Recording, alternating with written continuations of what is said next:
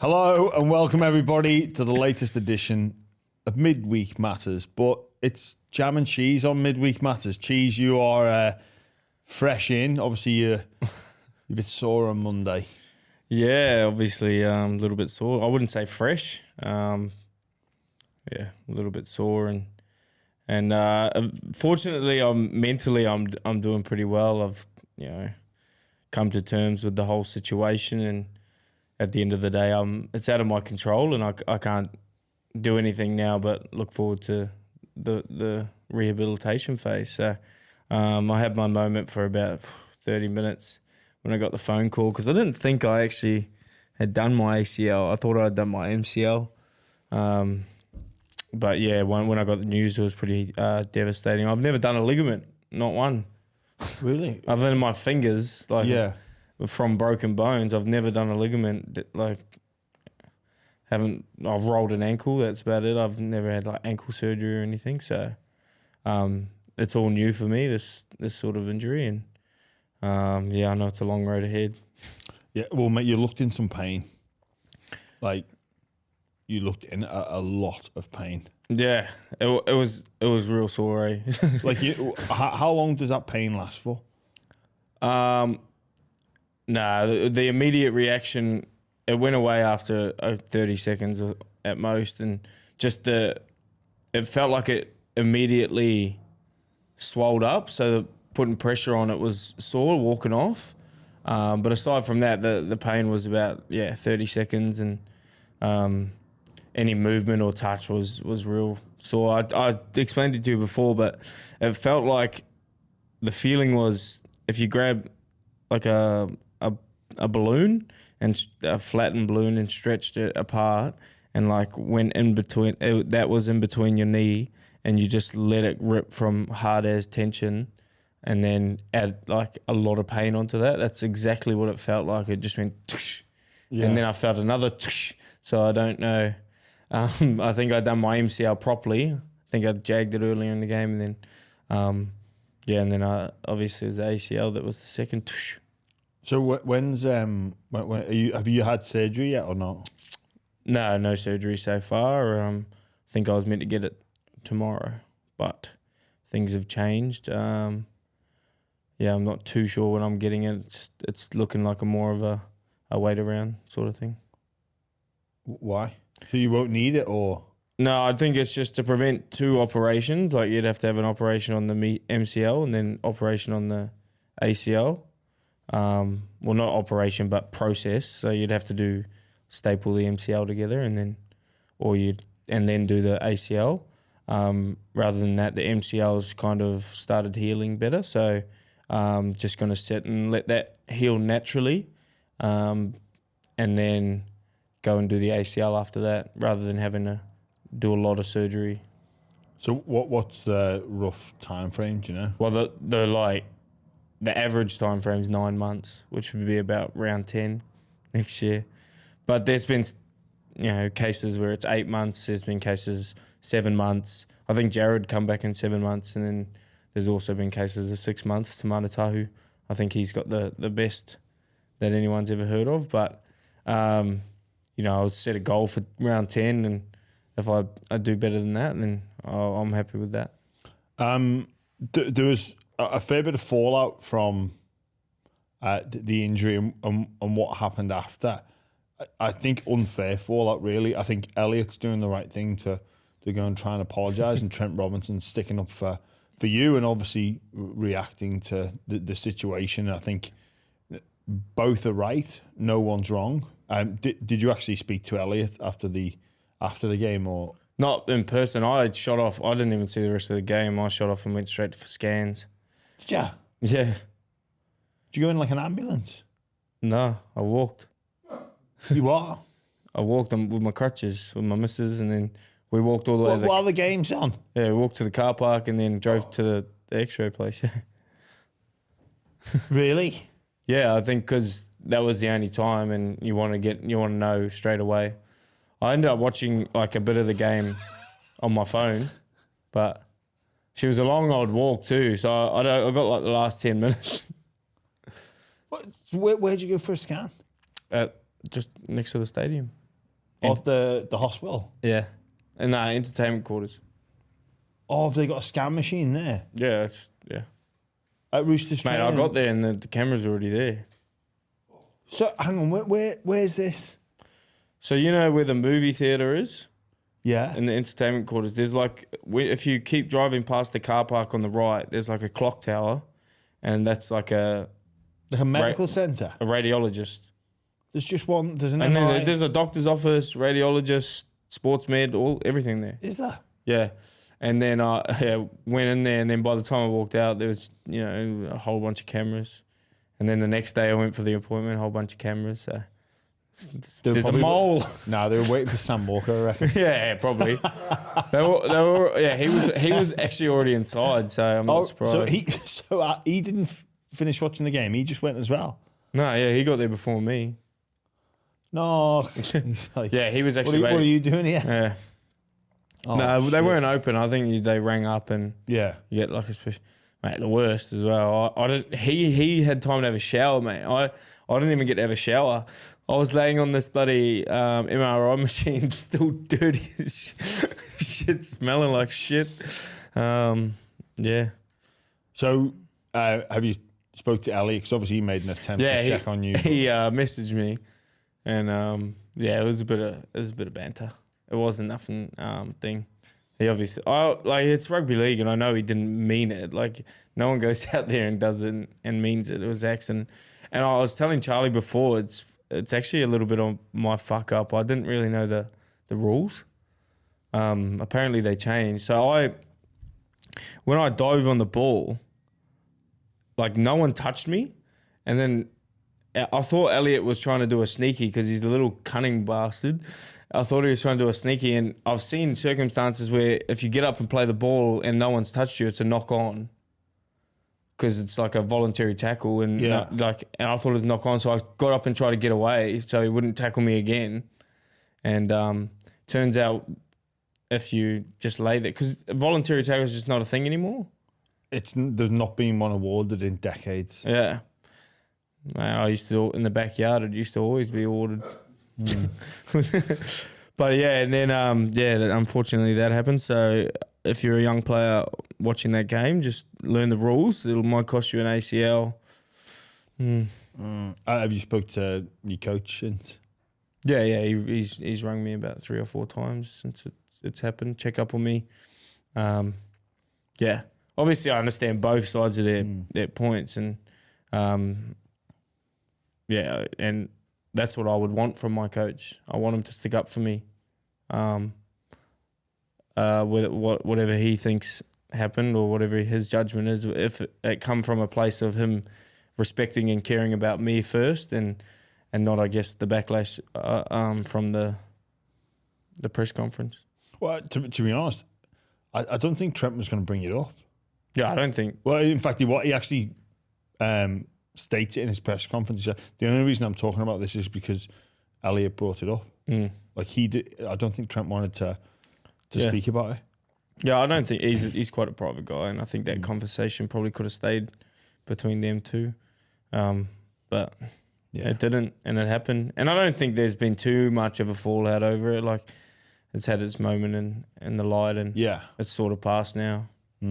Mate, like we say, you weren't the only one to go down with injuries. What was supposed to be just a routine victory for the Roosters, get you into second against the Raiders, it turned out to be quite a drastic day and maybe a season-defining day, with losing yourself, Sam Walker, Victor Radley going with that fractured collarbone. I think it's been scapula, and obviously losing to the Raiders, which sort of changes how the playoffs will likely look. If results go to plan this weekend, it'll be Roosters going up to Penrith away.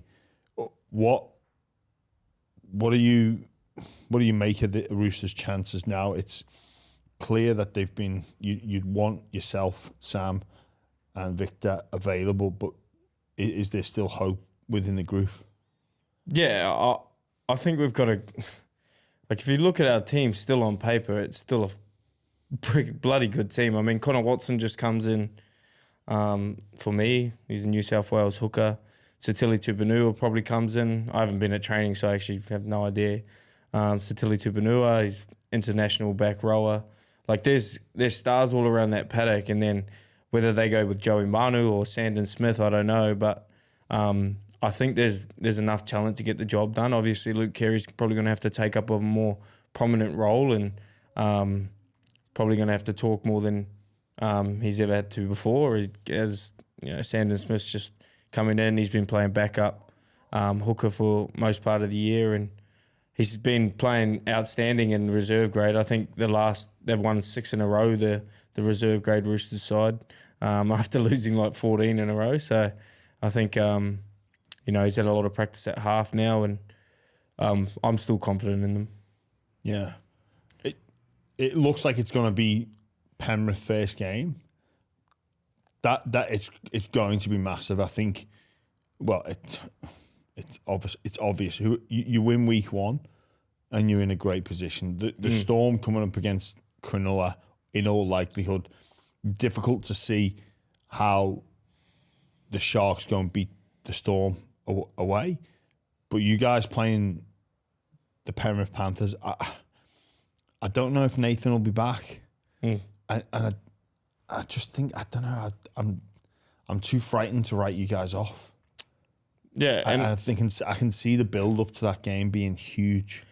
And I went to breakfast with all the boys. We had a team brekkie this morning, and that sort of feel that, like when such a drastic change has happened, and it sort of strengthens your team and brings everyone more closer. And the messages getting around on the group chats, like it feels like there's a laser focus on doing this together, and just.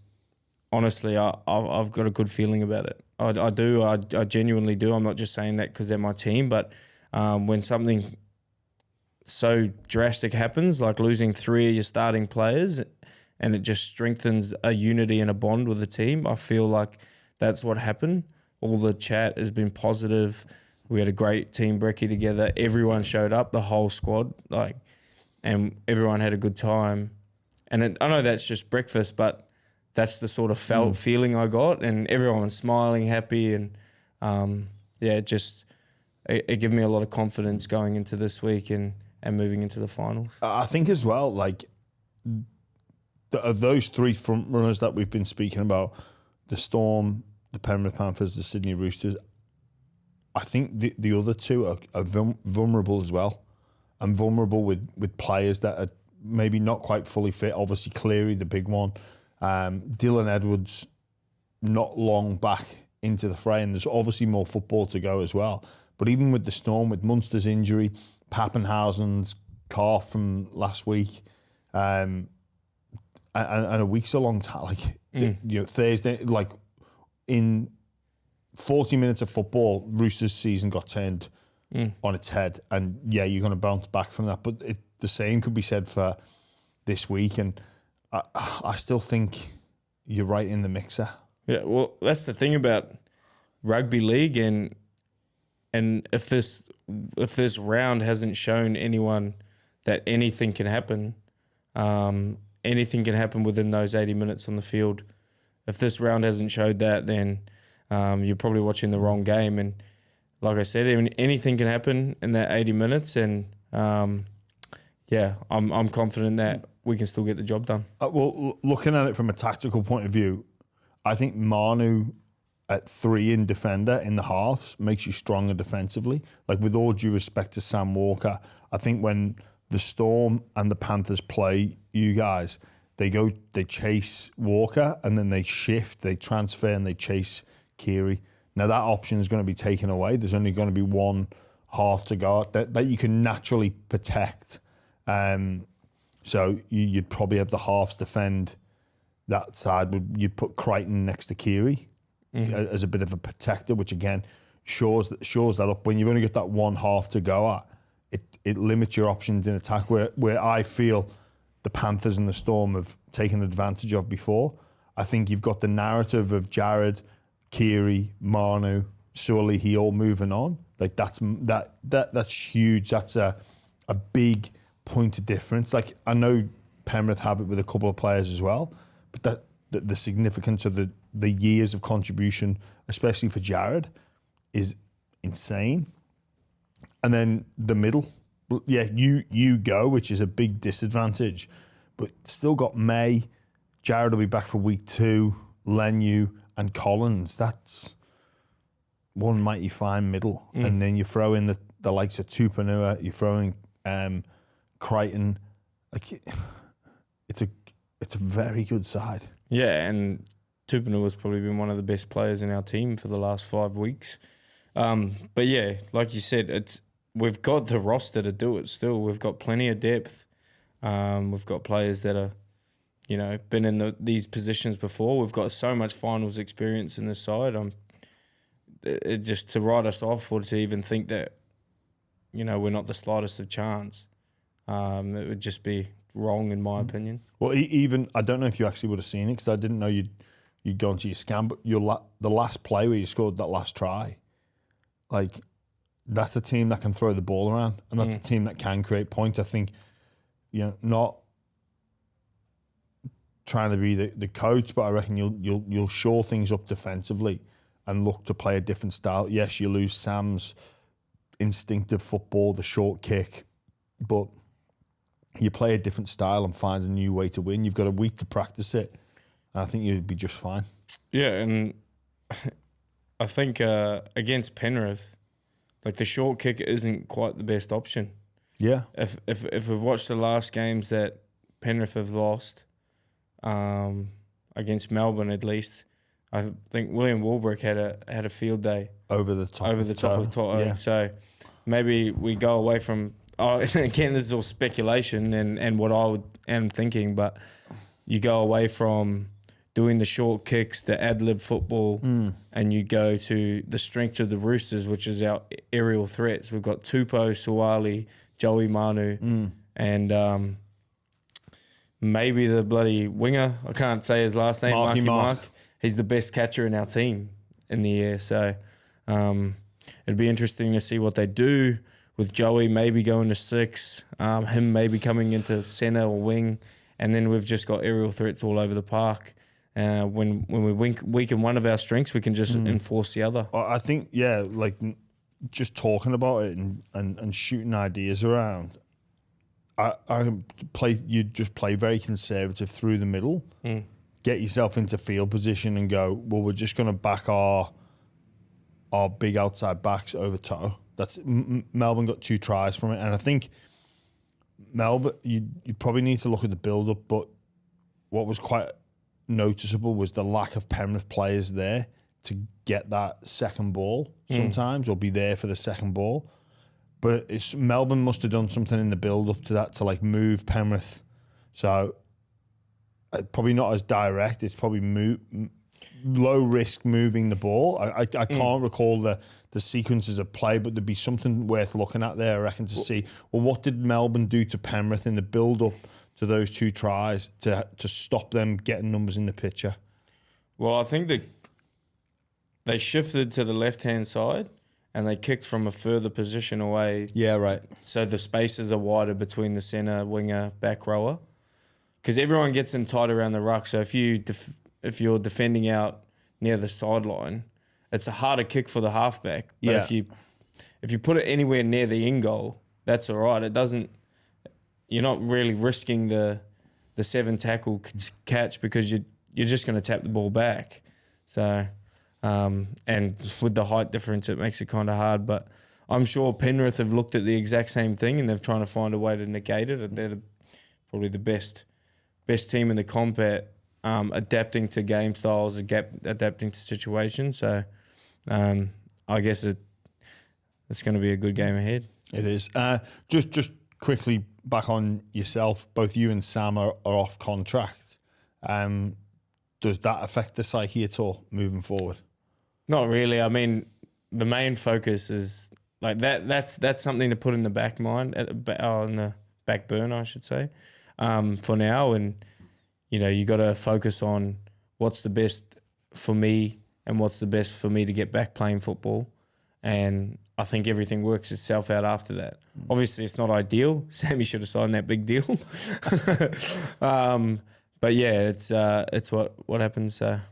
You can't do anything about it. That's the thing. You got to limit these things that you can control and what you can't control. And yeah, I've been listening to that many podcasts and psyche stuff already, and with my ADHD is making me hyper focus onto all these stupid readings and stuff. So well, it's funny actually. We had Campbell Graham on, and obviously he spent a lot of time on the sidelines through injury, having that date pushed back for different reasons. It was a lot of unknown for him, and he was speaking about like the meaning of life and how much football means to him, and like his appeals to like his sense of purpose. And when it gets taken away from you, it can be quite tricky to figure out what's the point in all this. I guess the big positive side for you is you've got someone to go through rehab with, like going through the same injury, the same experience, give or take. Yeah, it's that like you'd never wish it upon anyone, but it's good to have someone by your side and going through it each step of the way with you. No, definitely, and it's more about at home. That's the hard thing, because I know my partner has to cop a lot of the back end bloody attitude that I've had lately, well, in the last couple of days, just because a part of my life was taken away from me. Yeah. Like a part of my life is dead set taken away from me, and it's never been taken away from me like it has now. I've never sat out for 9 months. I've never had to go through such a rehabilitation. But then on the other hand, I look at it as an opportunity to probably go back to being a student of the game, focusing more on my mental side of football, and seeing it as an opportunity to become a better player upstairs rather than being a better player physically. I've got a lot of time to focus on myself because I'm going to be going through this rehabilitation through the off season. I've never really had responsibilities or things that I've had to do and had to turn up for an off season. You get your whole routine thrown out of whack. But for me, the feeling is that I'm going to have a routine, a structure throughout my whole off season. It's going to dim it down a whole lot. I'm going to be able to focus on myself, focus on my mentals, and yeah, just really knuckle down and give my health the best opportunity it has. And I can't go on these big drinking sessions or go and just eat poorly. Now I've got to eat the right diet, what the physios tell me. I've got to turn up to training in the off season and still go through my work. So it is a massive opportunity for me to come back a better player and a better person. So that side I'm looking forward to, and it's just a big lifestyle change for me at the moment. Yeah, it's those little things that all add up, because there's a lot riding on it, isn't there? I guess, coming back around 10, playing for a contract, and obviously you forgot you've got this podcast to do as well, mate. Yeah. So, there's another great opportunity. I'm going to be sticking around Sydney, so you'll be able to hear my voice a lot. Do you reckon, we had, usually it's me and Charlie here, but Charlie became your driver today, didn't he? Yeah, Charlie picked me up. He sent me a strange text on the way here, actually. What? He said he was going to see me in the sex. I didn't know what it meant, and then he started talking about willies just before. I don't know so what. He sent you a text saying, "I'll see you in the sex." Yeah, I'll see you in the sex. And I was a little bit curious, to be honest. I was left the door a little bit ajar. Maybe he's going to park up. He did come 10 minutes earlier than, Oi! Get done, finished 3 times in 10. Jeez, that's a complaint for the Byron's HR department if I've ever seen one. So, Charlie, that's your first official warning, my friend. Which actually segues us in to the next part. Unfortunately, news has broke of James Maloney being sacked by the Cowboys, being, I think, charged with low-level drink driving. It's a strange one to figure out this, because... Drying. Low-level drying. Driving. Did I say drying? Drying. Oh, right. Driving. Yeah. Strange one to figure out this, because I remember when Coach McGregor got pulled over of a morning, actually, and he was charged with low-level drink driving, and he was obviously given a warning by the Dragons at the time. But it seems strange to be sacked for this. Don't you think? Do you agree? What is low-level drink driving? I mean, if you wanted to get rid of someone, it's a good way to. Yeah, it's a good way to lean into it. Yeah, it does seem strange. Yeah, because I remember actually the first time I ended up playing for McGregor, but the first time I ever met him was at the Dally M Awards, and I think the Dragons. It was after this, and I was there, and I didn't even know him. And I'm just going, hey, don't be driving. He had to be. I was like, hey, don't be driving after that. I was like, oh, what have I done? Like, why have I said that? Like, I just slipped into like. You know when you say something, what the fuck did I say that for? I don't know, like, and luckily he was like, hey, like he was really good about it, and he became a really good friend and a great coach. But I was like, fuck, why did I say that? But yeah, just on Maloney, do you think this could be a distraction?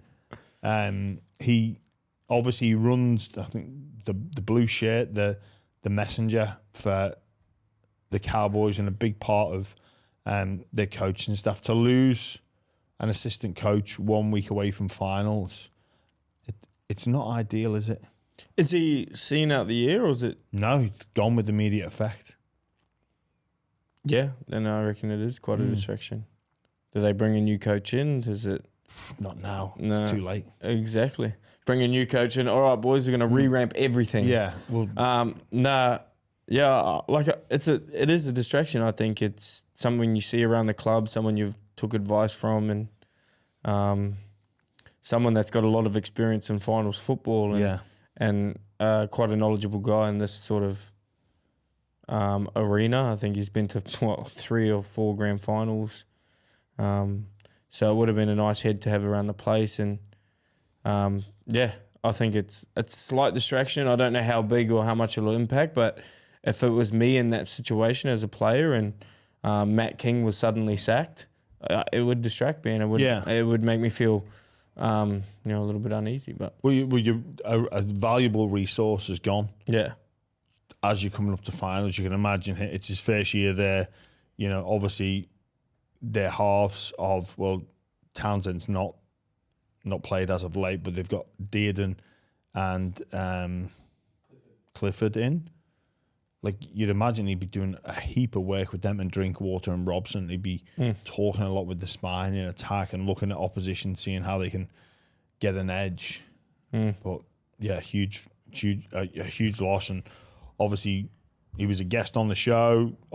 We know the larrikin side of him, and just to hope that he gets the support that he needs. You know, you're talking there about an injury.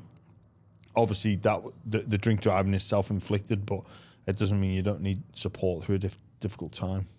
Yeah, for sure. I mean, it'd be interesting to see where this sort of route takes him. I think there's a number of clubs that probably could use his expertise. Like Tigers, a prime example of a club that could probably use an extra old head that, apart from Benji, I don't know if Jimmy goes on Fiji holidays or not. But yeah, it's interesting to see, and I hope he gets the support that he deserves. Maybe he should have drunk more water. What do you mean? Drunk more water? I don't know. You just said drink water. Just quickly before we get into a bit of a review of the round, the Broncos not going to play finals this year. It was a difficult watch, actually, against the Dolphins. Really difficult to watch. There was so much expectation and anticipation on that game. Broncos season on the line against the new kids on the block, the Derby team that 2 of their better players from last year went and joined. But the story, because they are such a big club, they're such a famous club.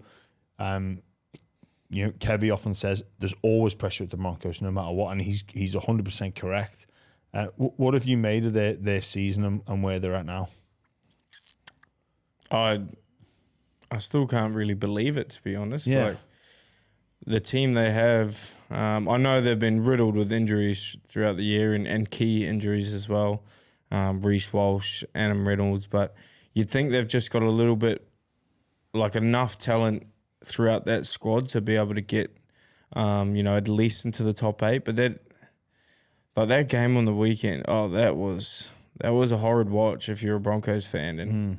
And props to Redcliffe though; they absolutely dominated the Broncos. But for me, I think it's a tough ask for Kevy to front up and talk about the season. And I actually don't know where they go from here. Is Adam Reynolds still the halfback moving forward? I think he's there for next year. I know, but I think he's just had so many injuries throughout the 2 years at the Broncos that can they afford to lose him a couple of games next season or 4 to 5 games next season and still be in finals contention, or do they need to pick up a backup half that's going to do a job? It's interesting to see what's going to happen, and something needs to change. You do make a good point there, Cheese, around like injury prone players at a certain age, and one of the greatest predictors of injury is previous injury. So Adams struggled to perform at his best on the field, but and you know what, credit to him, I think he arguably rushed himself back and did everything possible to get back early. You can't just put the blame on one person, one player, one coach. It's normally a multitude of reasons. Like you forget, I think people forget that Reece Walsh has barely played this year. It's like 16 games or something. Well, he got battered against Penrith. He got battered in Origin. Those sorts of things affect you. Then he was missing with Origin. Then he again recently got injured. Like this all affects. Like especially such a youngster to get knocked out like he did in State of Origin, that is not normal. Like he was, I think from the outside looking in and speaking to people like Herbie Farnworth, Tom Flagger on the podcast, it's clear that there is a hangover from last year, and maybe that's with the coaching staff as well. Around, okay, we're going to put this one to bed. Season 2023. Let's move on from the grand final. And that's fair enough, and you can think like that. But then the more this season has gone on and the more injuries have affected them and the more they found victories hard to come by, those games that last year they snuck a win, this year they've ended up losing. The more you look back and the past now changes, and yes, you've accepted it and moved on, but then you start to look at it through different eyes and go, "Oh God, yeah, we had it. The stars aligned for us last year." Do you know what I mean? And even with the coaching staff as well. Yeah, the coaching staff would look back and go, "Well, I wouldn't have half of these problems now if we'd have just finished that game off." I think there's some more work psychologically to get through there as a group to move past the events of that grand final, and that knowing no matter what happens this season, we can't look back and rejudge what we've already been through. Well, I think it goes one or two ways. You either learn from that or you still sit in your lulls about losing the grand final. I remember when we lost the 2018 grand final, it was like death in the sheds pretty much. And then you go to 2019 and it's just the laser focus on not wanting to make it again. And we ended up not making it again. We made it to the prelim, and then in 2020 it was the same thing, that laser focus. But you never rest on your laurels, and you never just focus on what happened in the past. And I think the Broncos, I think in my judgment, it's almost a good thing that this has happened to them. I think they've figured out how hard it is to win a grand final, but now they're figuring out how hard it is to even just make one. And moving forward, hopefully the players take a lot of learnings out of that and forget what happened in 2023. Forget about it. It's never going to come back. It's never going to be up. You're never going to be able to change the outcome. And you just got to look to move forward and come together as a team and then collectively do something. I didn't mean to blame Adam Reynolds for it all. Like injuries, his injuries are unavoidable. Injuries all are unavoidable. You can't, you can't. Yeah, judge whether you're going to get. Yeah, exactly. And a lot of them are soft, circumstantial. And a lot of them are soft tissue, which means that they're more common to reoccur. So that's what I meant when I was trying to say they should look for a backup just for those periods. But I think they just need to have a laser focus on not thinking about the grand final and not thinking about making it, and just thinking about getting their team right and doing the best for the rounds rather than the finals. I think, as strange as this may sound, that loss against the Dolphins could be the best thing to happen to them. So nobody saw the Dragons' loss against Parrot coming. That opened the door for those two teams. But then I was thinking about this and looking at the alternative situation happening. Let's just say the Broncos beat the Dolphins and they find a spot in the 8. And then they beat the Storm and they stay there. I don't know if they have the same level of reflection on this season. I think they needed to lose that game because I think the worst thing to possibly happen to them would be to limp into finals, maybe win week 1, lose week 2, and then everybody looks back and goes, well, you know what? It actually wasn't that bad. We still made finals. We still got through. And you know what? It maybe only takes a slight adjustment to get us right, where I think them not making the finals, one, you get a longer preseason, so you get longer to work with the group on like mentality, new game plan, new areas of laser focus, like you said, new strategies at play. Because I think it's fair to say that they have been injured, but some players haven't performed at the same level of what they used to.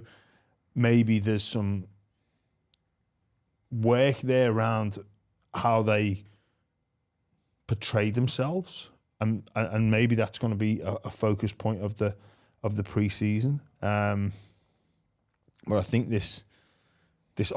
the worst thing to happen would have been, let's go. We play finals, we jag a couple of wins, and it's not that bad. There's a huge off season ahead, and I think what Kevin needs is time with them, and we'll see what they're made of. He's got runway. How long that runway will extend into next season is going to be results determined and performance determined. He's obviously achieved so much at that football club as a player, held in such high regard. He has the support of many of the former players, as he so should, but the runway only extends so far.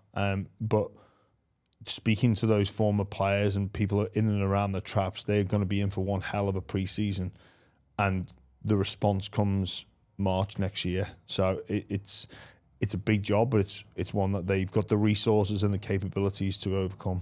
Yeah, I agree. I listened to them a few times. Darren Lockyer spoke about them, and you could just tell how disappointed he was with their game style and the immaturity in which they played. But and he's one of the best brains, and hopefully he can help them out in some sort of way. And I know for a fact, like you said, this is a good thing for them, and their emotions can be their biggest allies.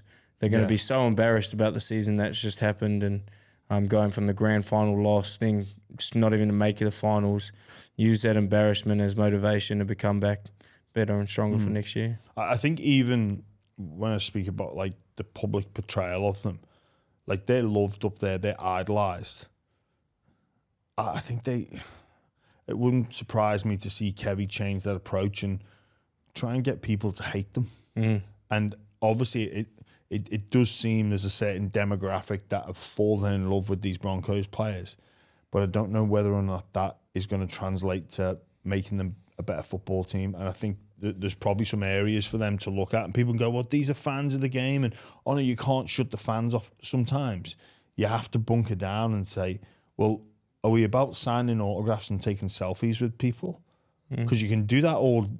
I imagine there's some players there that they would go for weeks and months on end, just like if they allowed it, the selfie and the signatures and the photographs forever. We'll say, well, hang on, we're going to work hard and we're going to shut those people out so we can actually get, like you use that phrase, laser focus.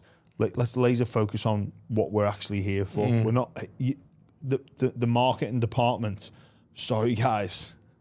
See you later. You're gonna have to upset some sponsors here, because what we're here for is business. We're not going to open the floodgates and have these open sessions. We're going to go behind closed doors. It wouldn't surprise to see that. But anyway, on to the round preview. Cheese. Broncos coming up against the Storm.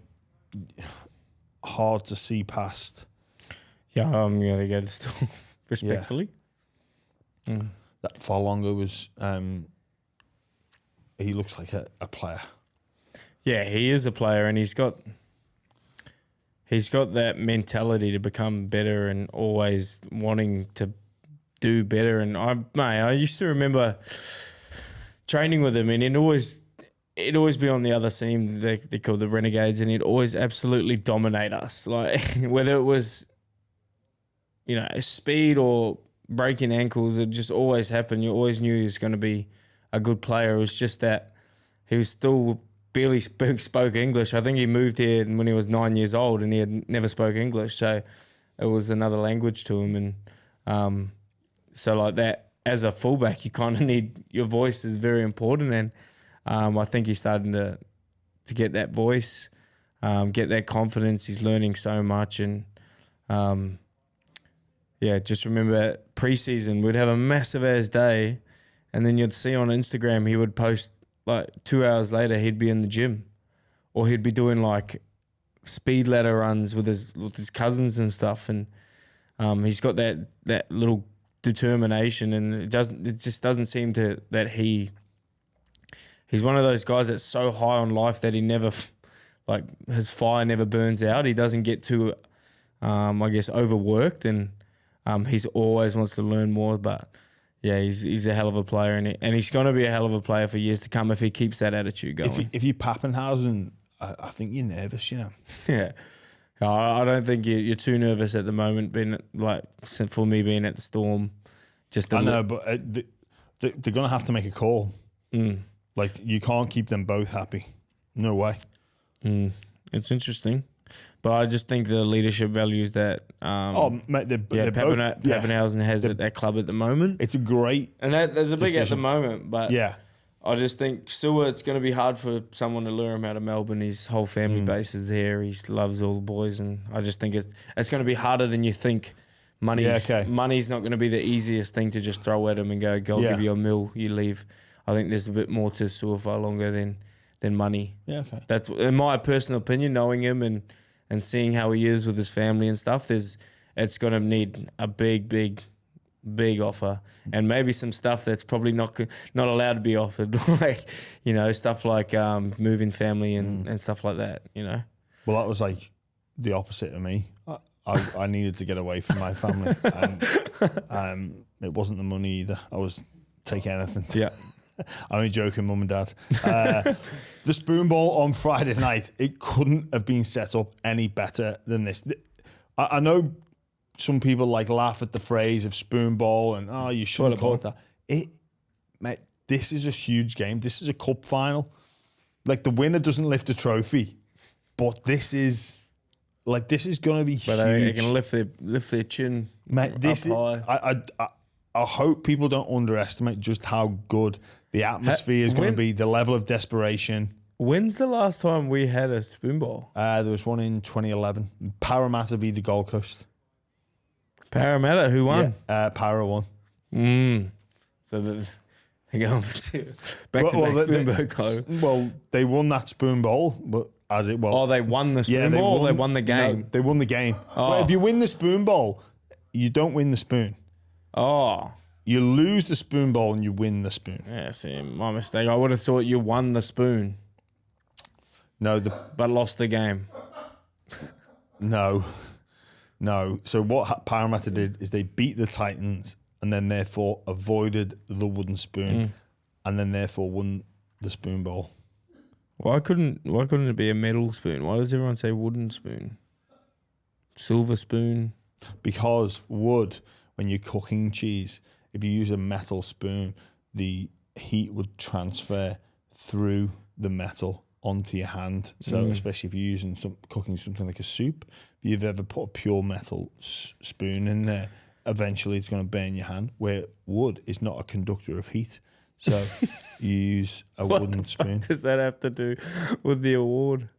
Because why would anyone? Because there's a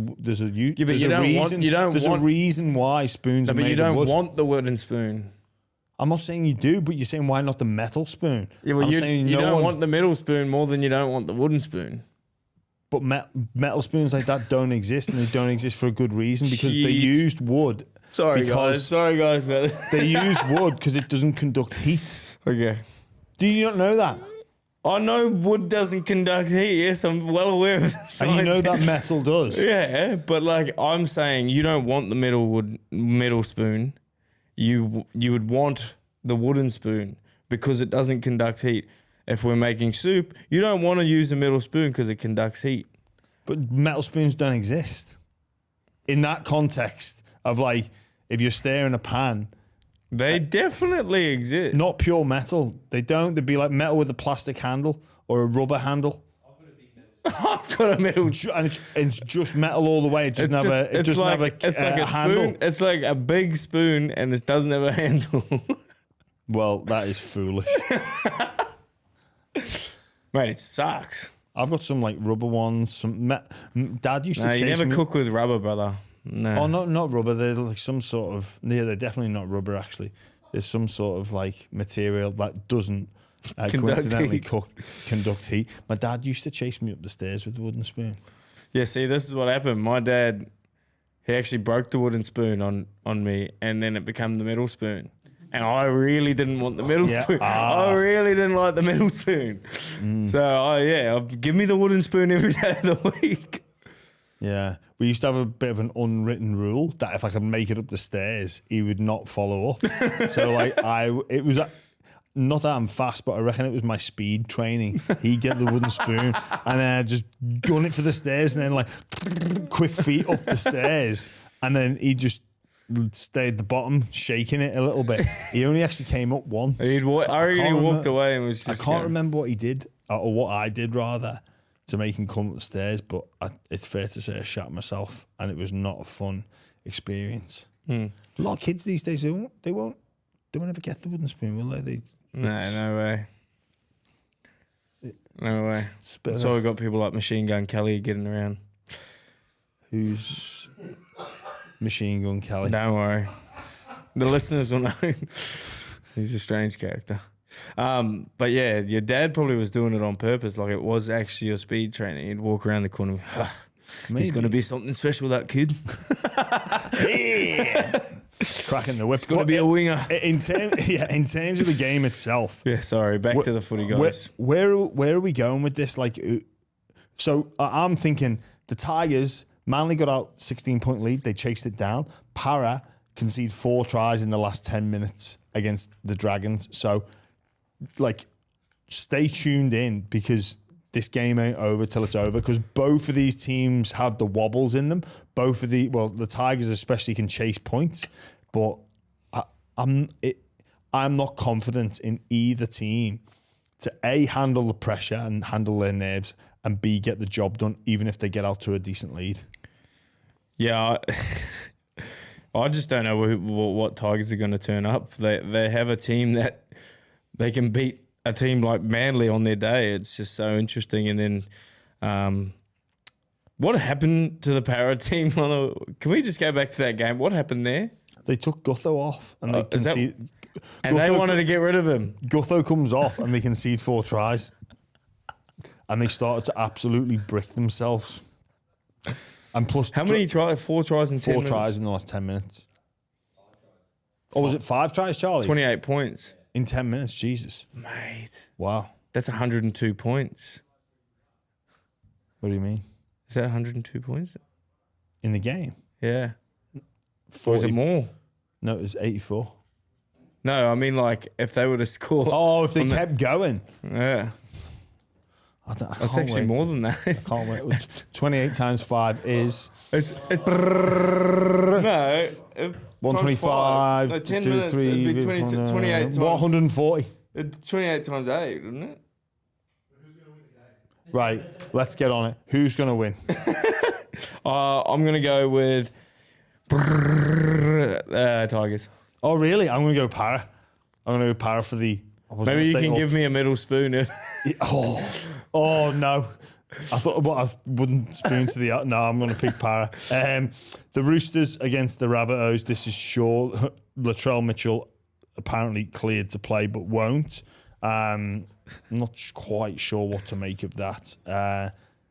But is this a danger game for the Roosters?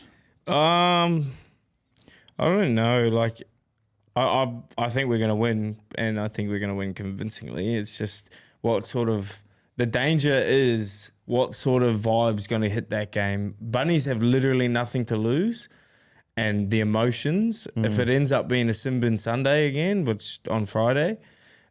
It could be dangerous for the Roosters if things get escalated. Yeah, you can't I'm glad Jared's out and Victor's out. That's a good sign. But, hopefully Tane Milnes keeps his tackles below the neck this week.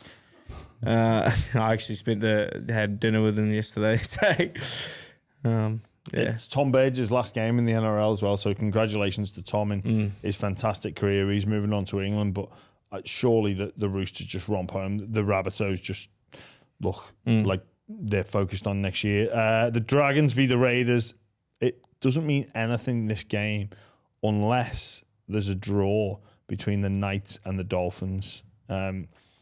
Dragons absolutely gutted with the performance last week. I mean, just it was there. It was the one they were supposed to win, and then this was going to be the pressure game. So this is all knockout games. Well, it's basically. It doesn't mean anything unless the Knights and the Dolphins end in a draw, which they won't know till Sunday. Yeah. But I reckon that the Raiders will get the victory. I reckon the Dragons will be in such a hole after last week. I don't know. I think I'm going to go the Dragons. Okay. I just think I didn't actually watch that Para game. And I'm glad I didn't. It was exciting. But Dragons are my boys, man. You know, your prediction. But yeah, I just think the Elliot Whitehead's quite a big loss. You sucking up to him now, slagging him off behind the scenes. I've got it all recorded on audio. Send it to him. No, Get him off the field. Get him off the field. Tell the girl to get off. Actually, well, obviously, we'd congratulate Tom Burgess on his final NRL career. Elliot won't have that, but he's moving to Catlands. It's a great way to finish, beating the Roosters, getting Simbin twice. Yeah. What was he doing on Crichton? What was he doing? This is diabolical. Have you actually seen the original footage of that? No, I haven't. It's genius. And the commentator could not be more biased. Anyway, the Bulldogs play the Cowboys. Winner will be guaranteed a home final and play the Knights or the Dolphins week 1. Obviously, the news doesn't help the Cowboys of this week. I think the Bulldogs will come back, bounce back. I mean, I'm not telling you anything you don't already know. What do you think of this game, Cheese? Of course, Jimmy goes the Bulldogs. That's interesting. You haven't backed them all year. I'll go the Bulldogs with you. I think they got a really good side. I love the way they play. Yeah, it's a big game for them as well. I would like Cowboys to win and Dolphins to win. I'd like to see that Queensland Derby to make the finals. You make a very good point, but that would mean, well, then if Manly lose, Bulldogs get a home victory. So maybe that would be the best course of action. So if the Cowboys win, they'll get 5th. But then if Manly lose, the Bulldogs will stay 6th. So the Bulldogs get their home semi, as do the Cowboys. I think that's the dream NRL scenario. Whether or not that happens remains to be seen. But No, I'm going the Bulldogs all the way. The Panthers for the Titans, I think it's basically just Panthers have just got to turn up and not get injured. Yeah, I think you probably hit the nail on the head there. They're a pretty good side, Panthers. Sunday sees Manly taking on the Sharks. This is an interesting game. It is. Are we on the same points as Sharks? Yes. So if Sharks lose, we play Penrith. If we win, we play Penrith. If we lose and Sharks lose, we play Penrith. Yeah. Or so it's most likely if you lose and the Sharks win, you play Melbourne. Yeah. But I don't. Interesting to see what you'd rather, Melbourne and Melbourne or Penrith and Penrith. Probably rather Penrith and Penrith with Nathan Cleary probably iffy on the return. Yeah, I'd agree. The Sharks need to get their shit together, man. They blew a massive opportunity. Mate, that wasn't the Sharks. That was the New Zealand gods. Mate, that was the rugby league gods shining down. That was just send Este off. Quinton. I think obviously no Turbo, big loss, but I just can't see the Sharks turning it around. I reckon they're in some big.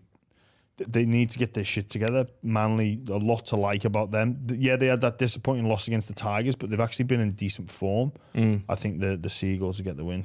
I disagree. I think the Sharks will win. Do you? Yeah. Yeah. I think I saw enough in the first half of the Sharks. I thought they were a good side. And Turbo, man, he's a massive loss. Yeah, fair enough. He is a massive loss. Who's taking his place? Ruben Garrick? No. Cole has gone back to fullback. He was off the bench last week. Very handy bench player.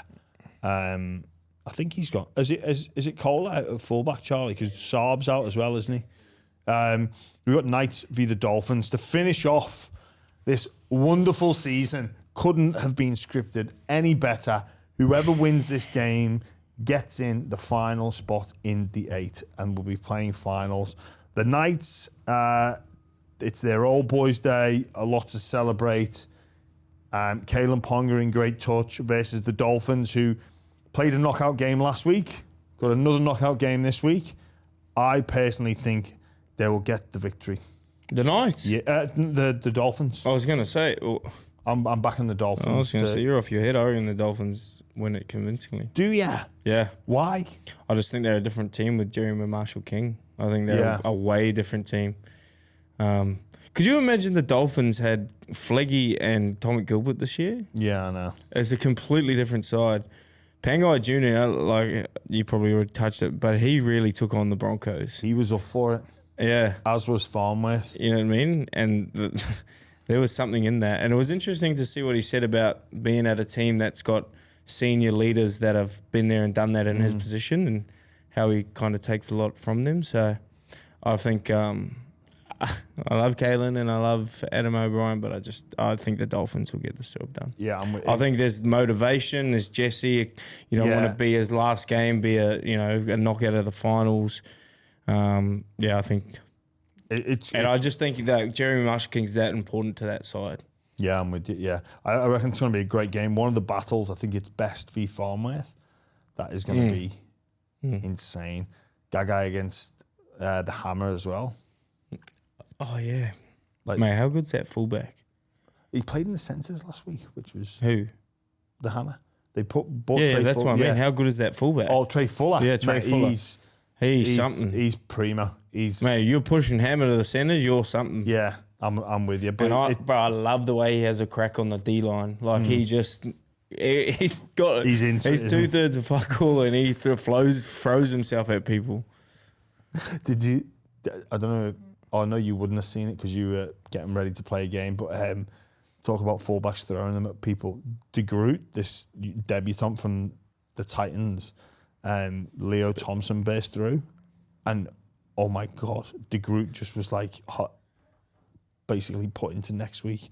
Poor Leo Thompson just steamrolled him. But that Knights v the Dolphins game, what a way to finish the regular season. Mate, this is awesome. We've got grand finals left, right, centre in this game. I know, mate. The final round's going to be... it's hard to know which is going to be a better game to watch. Mate, we've got Broncos, Storm, Rabbitohs, the Knights Roosters. or the Dolphins or the Spoon Bowl. I suppose... No, you've got to go Knights. There's way more on the line for the Knights or the Dolphins versus the sold out crowd, the Spoon. Yeah, well, and rightly so. Mate, the Tigers fans are desperate. And Tony over there is flapping being a Para fan. He can't wait for Saturday morning so he can just be over it. All right, Cheese, been great to see you. Glad to see you in good spirits, my friend. And we'll chat to you next week. Thanks for having me.